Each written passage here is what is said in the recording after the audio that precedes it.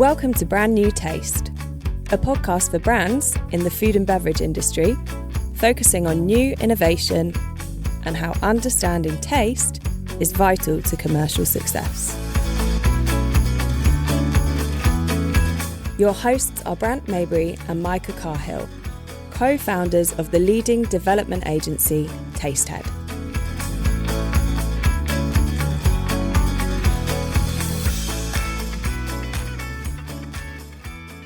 Well, Happy New Year, Micah. Happy New Year, Brandt. Obviously, I have seen you several times before, well, since the start of the year, but First episode for the year. Yes, indeed, yes. Hence the Happy New Year wishes. What I don't know is what exactly was on the menu for the Carr-Hill Christmas Day menu this year, last year. You know, last year, exactly. You know me, I'm a traditionalist, so it's the turkey, a great big Foss Meadows turkey, my brand of choice when it comes to the poultry. Did the old confit of the legs, took those off, roasted the crown. That lovely job, and all the trimmings. What about yourself? Very nice. Also went for the Foss Meadows turkey. There'll be some debate about how traditional that is in the UK. I've gone for goose before, but if you get a good turkey, and that's what you need to stress. Exactly. Nothing, won't have a bad thing said about Christmas Day turkey. But yeah, good end to the year. It was a very nice end to the year for me because I had a lovely trip over to California for a whole month, which was part business, part pleasure. It was my 40th birthday, so that was really why Young man. I made the whole excuse of why I needed to go out there for so long. But one of the things I was very mindful of was having a look at what's going on over there in terms of trends and just the culture. Is there anything that we need to be aware of in the line of work that we do at Tastehead? I met with a few businesses, had a couple of meetings about other things as well. But as I was going around, I made lots of notes and observations, and I thought it would be a good topic for an episode. Yeah, really interesting.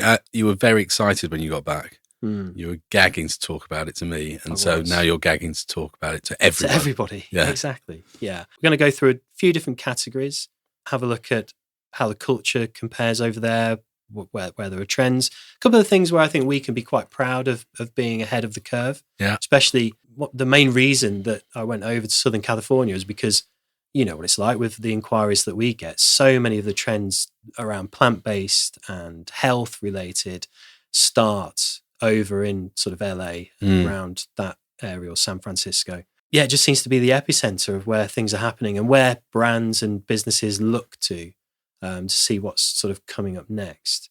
So hence why I went over there. And one of the first things I thought we'd start with is coffee culture. Coffee. We both love our coffee. We do. Yeah. Slightly different tastes. I mean, we both like good coffee, but you're a simple man in many ways, but certainly when it comes to the coffee as well. Complex. No, well, you say that, but yes, often it's an espresso or sometimes a double espresso, but in the mornings, because my lovely wife likes milk with her coffee, I always put a bit in mine. So I'm frothing it anyway. This is new to me. Well, after nearly 10 years, I wasn't aware of this. So I have something more akin to a cortado. Yeah. So just a dash of milk on top of an espresso. I know you're a flat white man. I am. Yeah. But I do have a same as you, a cortado, sometimes a macchiato if it's later in the day. And coffee culture is obviously something that's grown enormously in the UK over the last 20 years maybe. And it's without a doubt come from the sort of East Coast US coffee scene. I think Friends has probably got a big part to play in terms of, you know, seeing the coffee, but seeing the coffee shop sort of culture there. It's literally showing no signs of slowing down in the US. No. I think you were doing a bit of research on some numbers on this. Yeah, so it's the biggest market by far in the world. It's about a $95.6 billion market, US dollar market in 2023.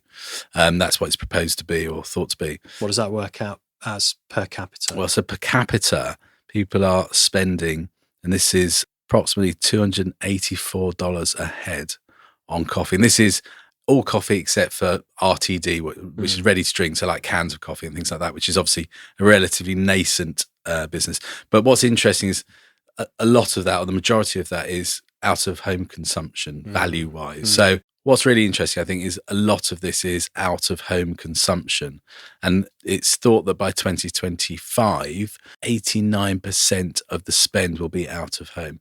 But what's also interesting is that's only 21% of the volume, because a lot of it is drunk at home, but obviously that's not the cost of it is not nearly as much. And they're going to be drinking about, or the coffee made from 3.8 kilos of coffee each per year. So it's just the amount of coffee they're getting through. Yeah. So yeah, it's a big coffee culture, let's face it. Yeah, I mean, all the big chains still going strong there, but so many new ones that I hadn't seen since the last time I was over, which might have been 5-6 years ago. Just so many varieties. I mean, it's something that we're seeing here in terms of the different types of milks and, sort of matcha blends and so on. But over there just seems, again, to be on a different level. The seasonal flavors that are kind of coming and going. Lots of innovation as well. I saw a brand that had, so it was coffee beans in a supermarket, and it was half decaf, which is something that I started doing myself at home, because I am one of these unfortunate people that if I just have sort of 1 or 2 coffees a day over an extended period of time, I do start to get the jitters and need to take a break from it. And so the half decaf, because the problem with full decaf is you don't have the bitterness of the caffeine. Yeah. And a lot of brands will try to counteract that by going for a dark roast, but it's not the same. No, it's obviously not the same bitterness. And you start tasting like ash and burnt notes and so on. So the half decaf blend sort of works quite well, I think. And it just feels like you can either have 1 coffee a day more easily, or better to justify a second coffee. They also had adaptogens in as well, which I'll come on to in a minute, because that's definitely a big trend over there. So many different sort of formats of RTD drinks as well. Did make me think about the Impact Coffee project that we worked on a couple of years ago. So oat milk based coffee latte, ready to drink in a can, but with nootropic ingredients. So ashwagandha, ginkgo biloba, and vitamin B12. As we know, there's an overarching trend that seems to be the same in the UK as it is in the US, which is functionality. People are just expecting more from their products that they buy, especially on the go products. You know, it's almost everything's either got an increase in fiber or protein or vitamins or adaptogens or is less in something. There's very few brands that just sort of talk about taste. Just taste. And talking about taste, so like I say, a huge and growing market. Did you have a good coffee while you were in America? It was hard, I've got to be honest. Yeah. At one point, somebody brought me a cappuccino with cinnamon sprinkled on the top. You would ask for that, yeah? I hadn't asked for it. I hadn't been pre-warned that cinnamon would be coming on my cappuccino. So I was a bit sort of miffed about that. Oh. Now, I had to order a cappuccino because nobody over there knows what a flat white is. So strange, isn't it? Quickly learned that. And I also gave up on trying to explain, could I have a latte, please, but in a 6 ounce. Because they think you want less espresso as well. And also their 6 ounce is a different size to our 6 ounce. Exactly. So yeah, it gets very confusing minefield quickly. Yeah. It did make me think about, there was some news recently this week or last week, I can't remember. Lucy shared it into our WhatsApp group, so our project manager, Lucy, about M&S inventing the new magic coffee. Which you love the sound of, didn't you? This riled me up big time. Sorry, M&S, big fan, shop there regularly, lots of amazing products. It's hard enough in the UK to get a decent flat white as it is. The other day I went somewhere and first of all, they were going to serve it in a glass. I said, no, sorry. Don't like it. Not an orange juice. Could I have a coffee, please? So they did then get a cup, but I just got a massive bowl of a latte cup. So mostly milk. So it's already hard enough anyway to get a decent flat white. And they've just gone and confused the matter by saying now they're going to do the magic coffee, which is made with ristretto instead of espresso. Ristretto being sort of less water, concentrated form of an espresso, and then they're going to do it in a 6 ounce serving instead of an 8 ounce serving. Well, a proper flat white should be a 6 ounce serving anyway. And so now M&S have gone and confused it in further. And if I want a proper flat white now, if this catches on, I've got to go around ordering a magic coffee, which I won't be happy about. You won't be happy. Do you want me to pick up all the toys you've just thrown out your pram? Or... Yes, please. Yeah. So yeah, coffee, it's still massive. It's growing. There's innovation. We're keeping up quite well on that front, though, I would say. And the quality. Yeah. I would say it's easier to get a good coffee here. I would agree with that. Yeah. I haven't been to the States for a little while, a few years, but I found it very difficult to get a really decent coffee. And there's a lot of it about, but I mean, to a certain extent, it's the same here. It's I think there are a few real standout places, but I think the general level of quality is better here. So I briefly mentioned a few minutes ago about adaptogens and nootropic ingredients. It's something that is on our radar here, but over there, it's everywhere. Snack bars, beverages, baby food, bakery items, chocolate. Even saw it in a pre-prepared salad, talking about adaptogenic ingredients in like one of these salad toppers that you get.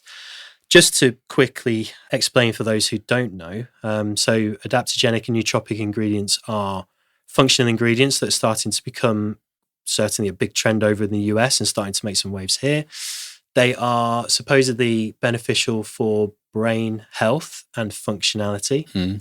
And they get used interchangeably, but there is a difference between adaptogens and nootropics. Love to hear this. Well, similar to your little trick of learning the difference between prebiotics and probiotics. They're the ones.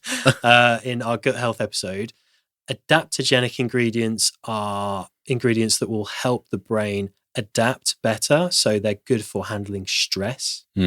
Nootropic ingredients are good for supporting the brain with new levels of functionality. So this is for improving focus, memory, performance related. So adaptogens are more for coping with stress.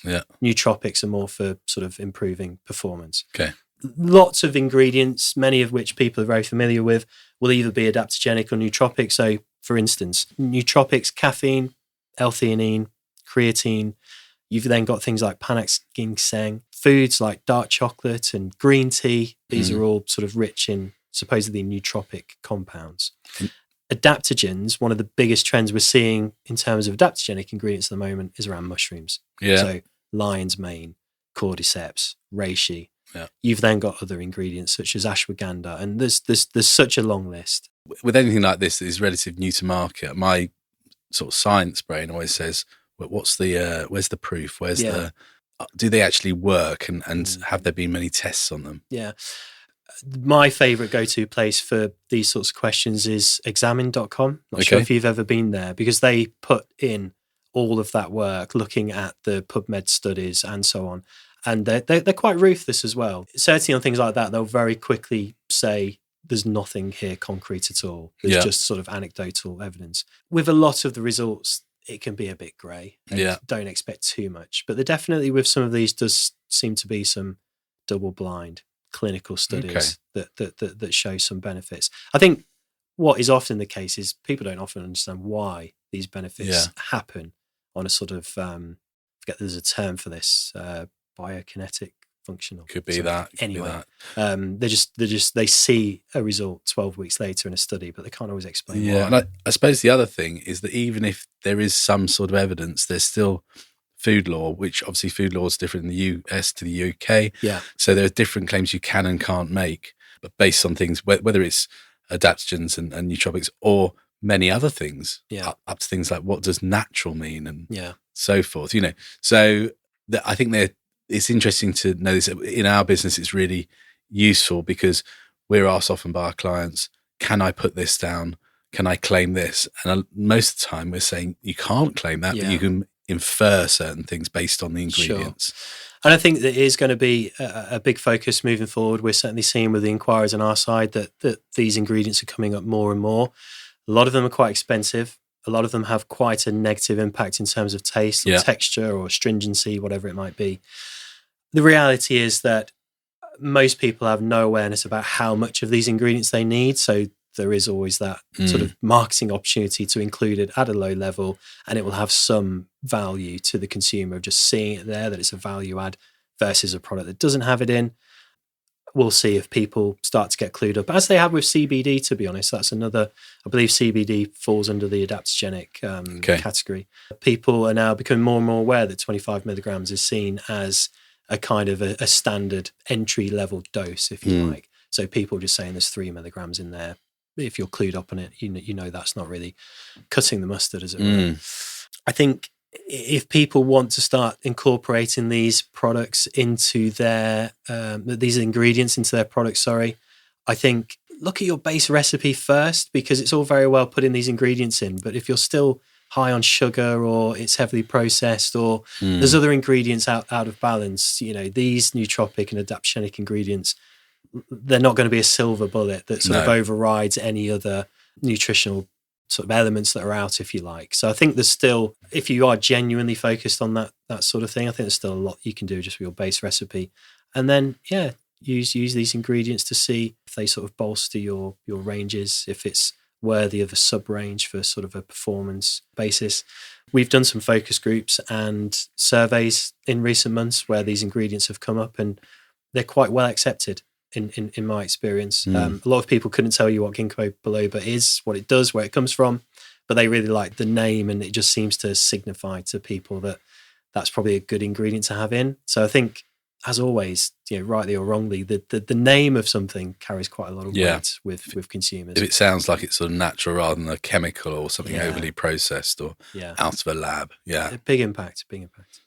Next category that I'll touch on is quite a broad category, looking at the use of sugar and sweeteners over there. So I had, for the first time in years, a proper Sprite. Now, when you say a proper Sprite, I assume you're meaning one that doesn't have any other sweetener in it than sugar. Correct. Well, I think over there, so this is something that is a bit of a downside, is they love the old high fructose corn syrup. They do. So Coke over there does taste a little different. It has a slightly more sort of sticky quality, you might say, like a syrupy quality, because they go with that. And that's why over there, especially in Southern California, people in the know, they get the glass bottles of Mexican Coke because supposedly they are made still with sugar rather than the syrup. But yes, you're right. It's still using a form of sucrose instead of using sweeteners, because other than Coca-Cola, actually over here, most of the other brands sort of changed. I mean, San Pellegrino is a good one in that, I used to enjoy one of those now and again here, but won't anymore because they've all got sweeteners in, and I can just taste them too easily. I mean, that's it, is when the sugar levy came in a few years ago, we didn't know. I mean, being at Corson Press, obviously we decided not to add any sweeteners. We sweeten only with apple juice and NFC apple juice at that. But all the other brands, like I said, other than Coke and maybe Pepsi also in their full sugar one, they all went down the sweetener route, whether it's stevia, sucralose, or any of the others. Now, a lot of people don't mind those because obviously Diet Coke is now a bigger seller than the red Coke. But there's a vast amount of us who really don't like the aftertaste of any of the sweeteners, and they all have different aftertastes. And so, like you say, you went to America and you had Sprite, and it tasted like Sprite used to, or nearly used to. And as I've got older, it is a bit sweet for me, but I still really, really enjoyed it. Now, don't get me wrong, sweeteners are a big thing over there. Stevia in particular, monk fruit came up a lot. Allulose. So monk fruit and allulose, two big ones over there that we don't have over here yet. Yeah. On the point around stevia, it's used quite widely here, and we often find that it's overdosed in that you're starting to get diminishing returns in terms of if it's dosed too highly, you might get a little bit more sweetness, but you start noticing the bitterness more, and you start getting this licorice quality that comes through. Over there, it's even worse. The amount of things that I couldn't even finish drinking because it was just too high. We're quite sensitive to it because it's our job and we have to taste, and so we know what we're looking for. But over there, they're just so accepting of really high levels of stevia. And I think they just really like things sweeter than we do anyway. So that's part of it probably. Yeah. Although I did find in a lot of premium products, I was quite surprised because that is a common, sometimes now I'd say, misconception about food over in the US, that it is going to be so much sweeter than here. But there was actually quite a few things that were well balanced. But I mean, it's the same even here, isn't it? You go into a Sainsbury's and some brands will be quite sweet and artificial tasting, and others will be far more refined and premium. Yeah, it depends on the brand, of course. The same as it is here. But just to sort of touch on both the monk fruit and the allulose, the reason why you don't see them over here is they're not allowed by the UK food law. They're not allowed yet. I mean, stevia was only introduced a few years ago and wasn't allowed for many years. But I think the thing about both of these is, just to give it a little bit of background. So monk fruit is part of the gourd family. It's cultivated for its fruit extracts, which are called mogrosides. So it's, even though it has sugars in there, it's not the sugars that it's gone for is for the moghrosides, which are extracted. They have a sweetness about 250 times that of sucrose. And like with the stevias of the world, the sucraloses, the aspartames, etc., it does have an aftertaste, regardless of what some sales agents will tell you. Of course, but we know we've been told many times that things don't have aftertaste, and they have a big aftertaste. So it does have some people say it's a fruity aftertaste. Some people just say it's unpleasant. I haven't tried it yet. I know people who have and said it does have a different taste. So it's not a silver bullet, really, I don't think. Anyway, what to me is more interesting, really, is allulose.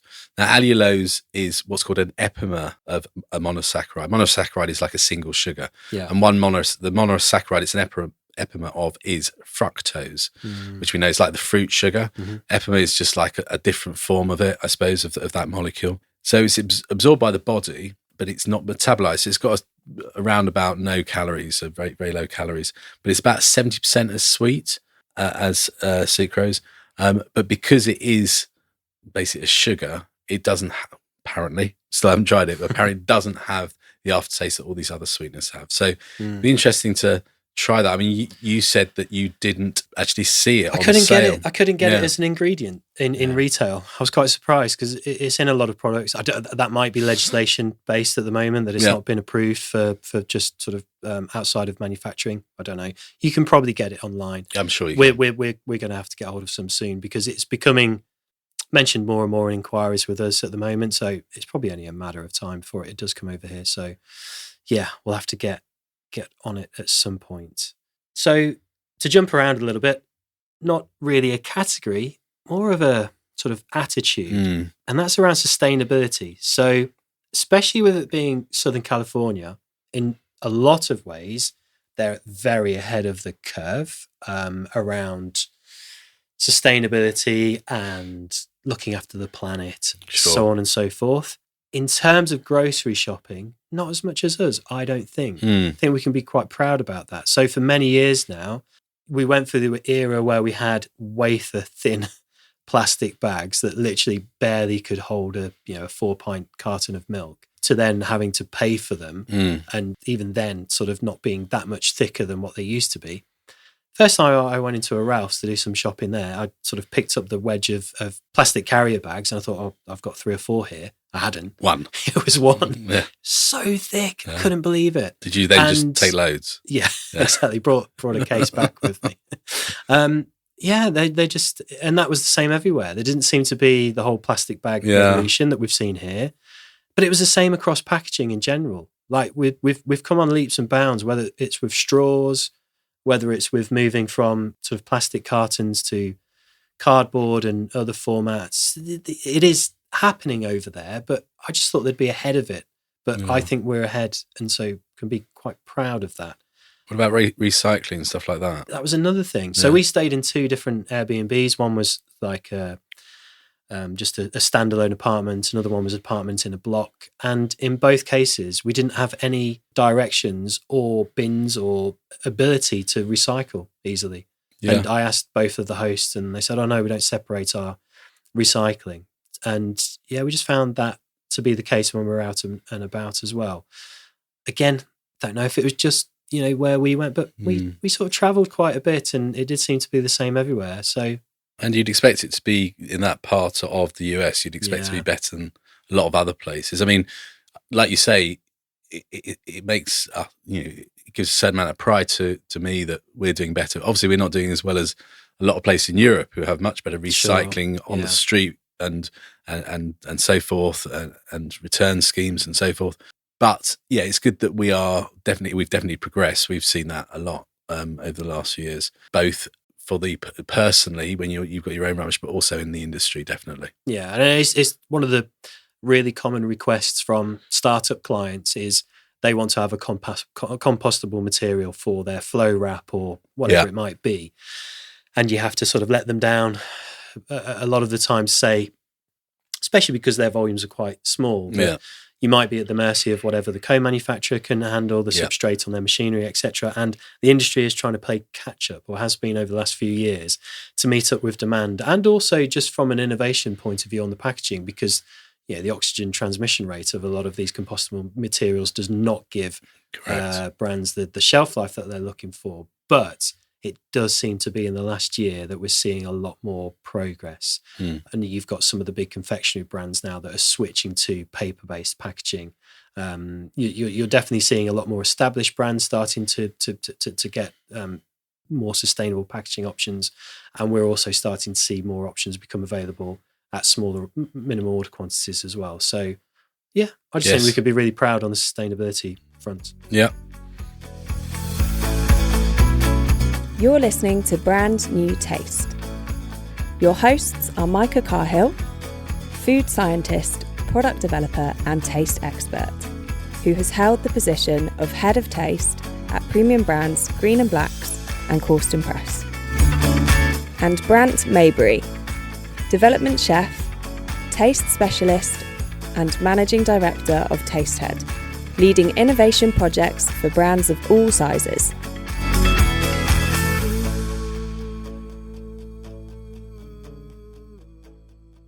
What's your next topic that you want to talk about? So let's talk about prices. Yeah. Now, it was great that while I was out there, we had the worst exchange rate ever. Yeah. So I remember, 20 years ago maybe, when it was $2 to the pound. Yeah. At one point, it dropped to $1.03, which by the time the bank's taken their 3% cut, it was 1-to-1. Yeah. And even now, I think it's gone back up to like $1.20 or something. So we were literally there, just the most unfortunate dip. So everything seemed really expensive anyway. Sure. But it got me thinking about, are things expensive to US citizens based on average minimum wages? So I looked at what's an average salary for sort of, common roles in our industry, chefing and so on. Yeah. And then compare that to the sort of price of common household food items, bread, milk, etc. And it seems that when you look at the minimum sort of wages, if the exchange rate was about 1.7, which is what it used to be for a long time, it would be quite similar. So that's what you need the conversion to get sort of, I'm just making numbers up. Let's say a £30,000 salary in the UK would be about a £50,000 salary, $50,000 salary in the US. And so if you did that conversion of about 1.7, things would track quite nicely. What was interesting is eating out is a little bit cheaper to the US citizens over there. Grocery shopping is actually a little bit more than what we pay here. And it's very category specific. One of the really interesting ones was milk in general, because milk tends to be more expensive there anyway. I don't think they have as big a culture with it as we do here, because with coffee, it tends to be cream a lot of the time. If you're just in a general, getting sort of the free pour coffee, or at home, people don't really drink tea, or if they do, it doesn't tend to be varieties that they'll have milk with, sort of peppermint green tea. So they have it black, essentially. Yeah. So I don't think they're consuming as much milk or in the same way. But it's when you look at the price difference from regular milk to organic milk. So looking at a typical UK supermarket, you would pay about 30% more for organic milk over regular. Over there, about 300%. Yeah.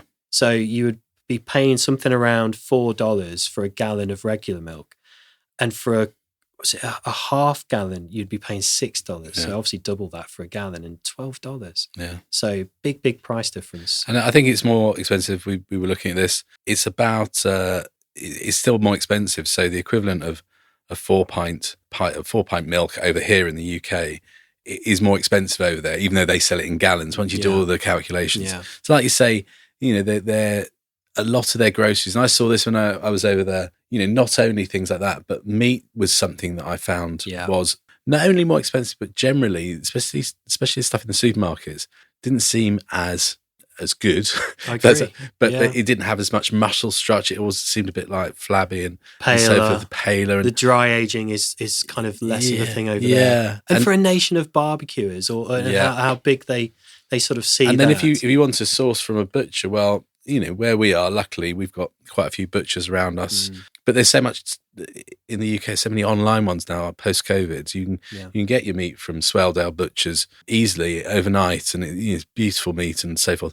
Over there, to get a butcher, rare as hen's teeth. It's just Yeah. very, very difficult. And So grass-fed is here. It's just so common, whereas over there it's seen as quite a premium.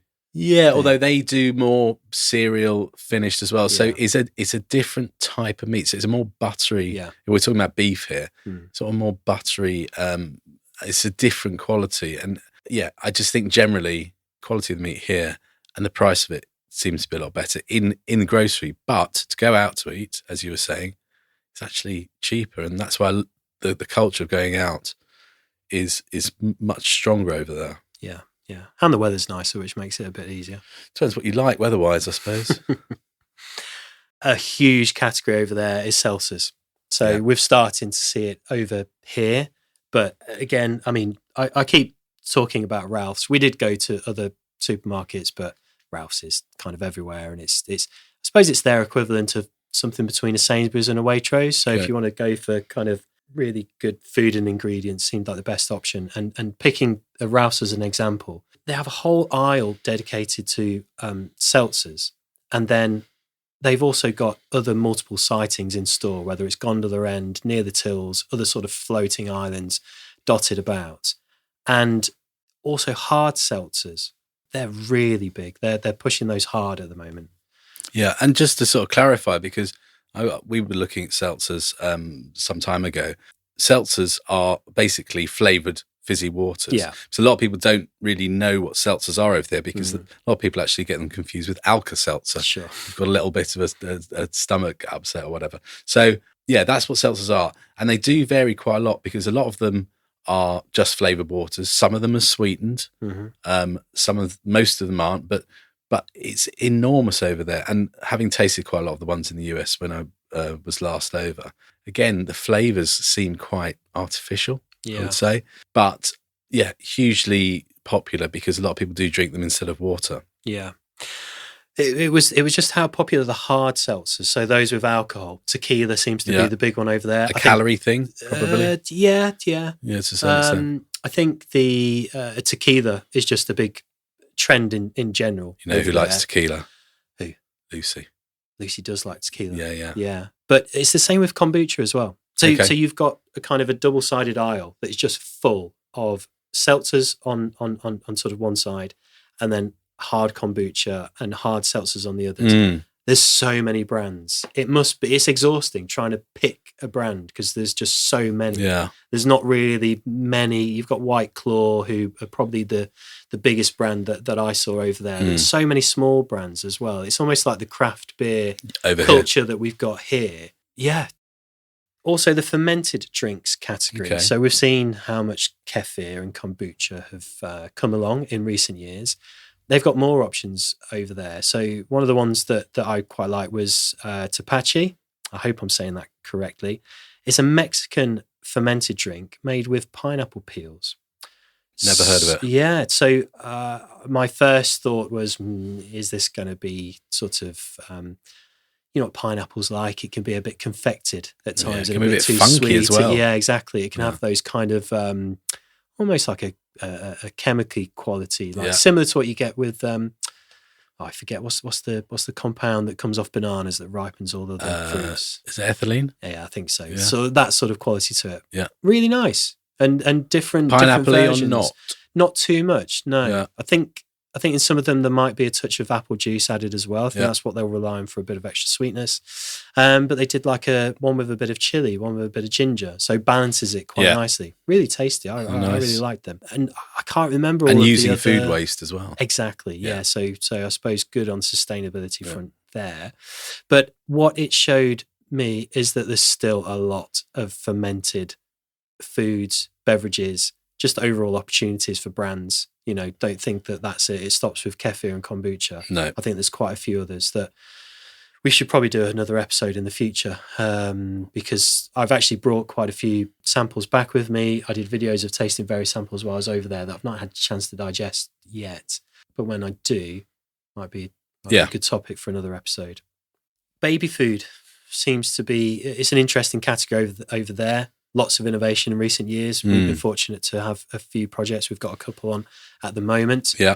One of the things that surprised me in the UK with the two projects we're working on at the moment is that gut health isn't really on the radar of sort of parents of newborn children at the moment, not as much as I was expecting it to be. Whereas, and this came out through focus groups and surveys and so on that we've done.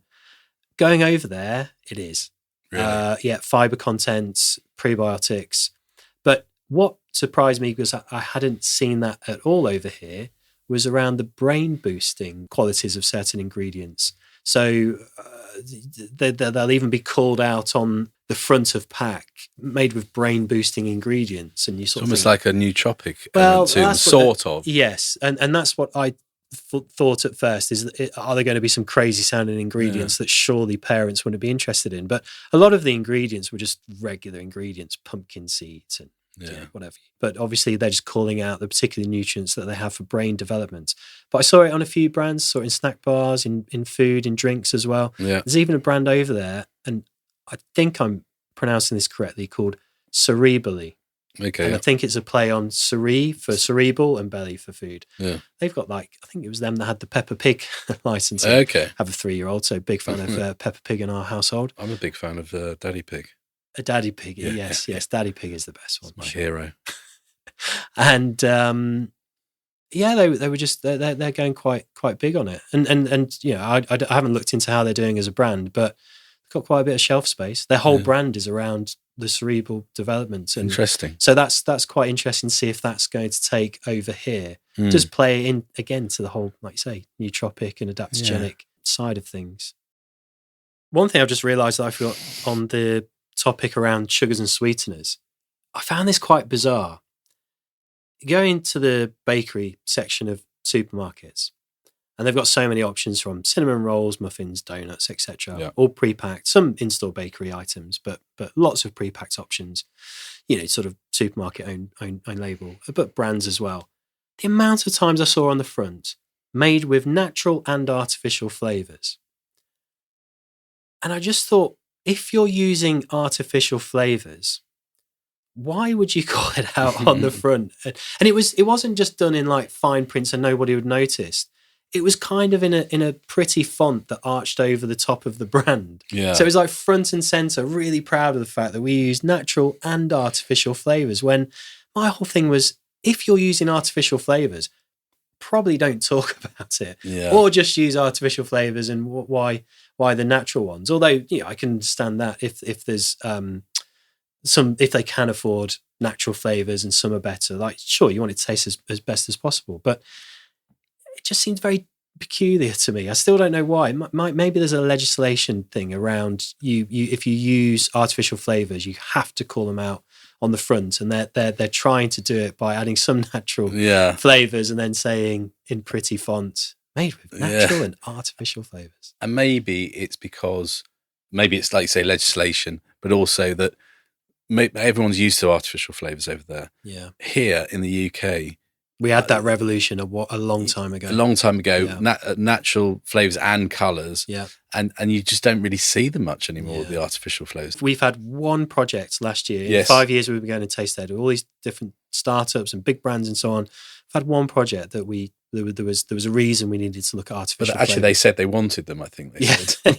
We've tried to sort them out. So maybe it is legislation, but also because they're so much more used to it. And maybe it's the sort of things to sort of say, we use natural as well as artificial sugars. Yeah. And almost that way. So, but I think the biggest difference is things like that, where we've moved along so much more than they have in the US, for whatever reason. Yeah.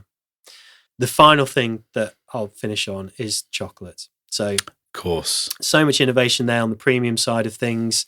Again, you know, nootropics and adaptogenic and gut health and $15 bars of chocolate, and even higher maybe from, you know, single origin cacao, etc.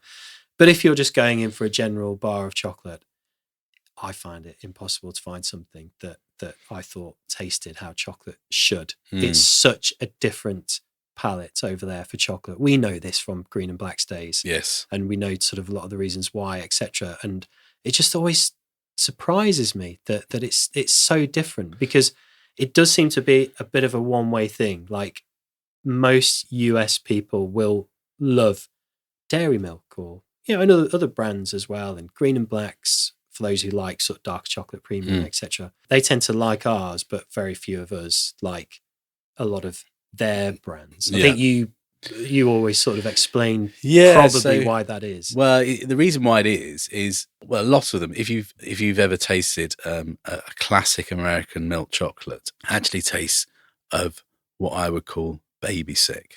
So it tastes off. Rancid, basically. Rancid milk. Yeah.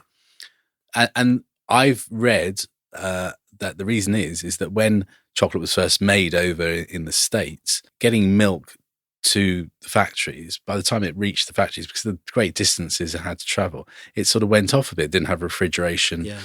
Because what are we talking, like early probably 1900s? Or even late 1800s. Yeah.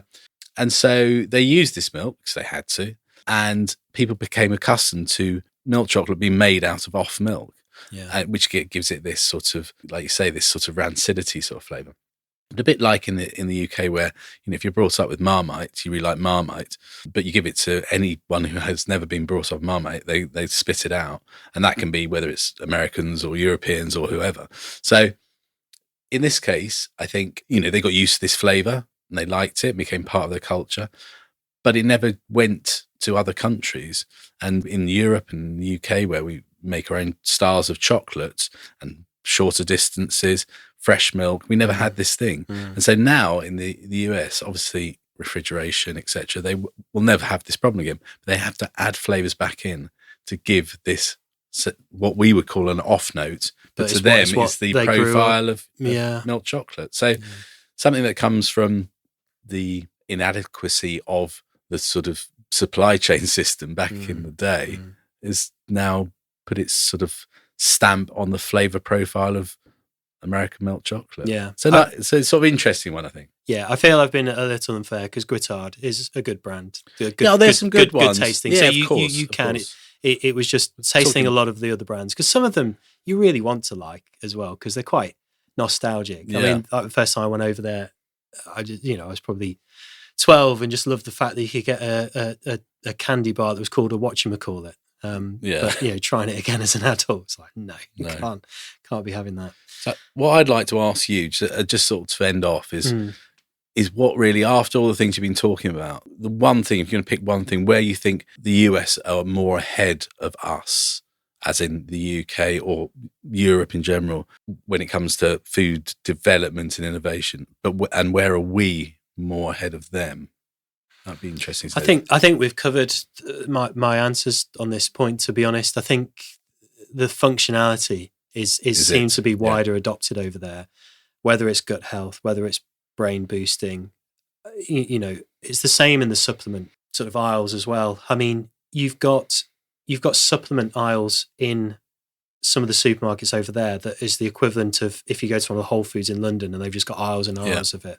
So they are just a nation and a culture of vitamins, minerals, supplements, adding things to try and boost their health. It's just on their radar a lot more. Yeah. I think they're what are driving this demand to see that in our sort of day-to-day foods. Yeah.